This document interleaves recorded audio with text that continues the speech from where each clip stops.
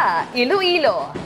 Ginalauman sang Iloilo City Police Office sa kan ICPO, yamangin doble o kontriple ang palaabuton nga numero sang tao sa highlights sang dinagyang festival sa Enero 21 tubtob Enero 22. Suno pa kay Police Major Sheila May Sangrines, spokesperson sang ICPO, iya ginpayag nga ginahulat kag ginakalangkagan gid ini sang publiko bangod matapos ang duha ka tuig nga wala sang physical celebration sang dinagyang tugas sang COVID-19 restrictions. Liwat na ini nga pagkahiwaton sa dalanon sa syudad sang Iloilo.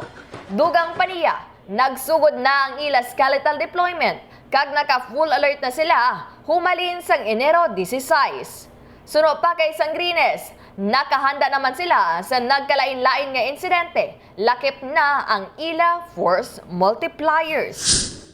Sang aton nga simulation exercise.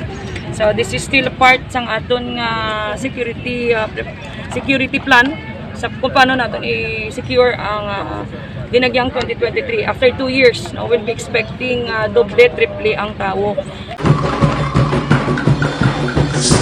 Kagini si Kabandarang Kim Kaluyu, nagabandera sang matutod nga serbisyo publiko, kagalingawan sa Iloilo.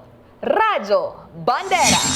Ang ining nga balita ang ginadulong sa inyo sang DTX Coffee Mix. Himo sa natural nga sangka pareho sang amarkuso, chia seeds, sugared cane extract powder. DTX Coffee Mix. Nakakapi ka na, naka-detox ka pa. DTX Coffee Mix. Mabakal sa mga butika.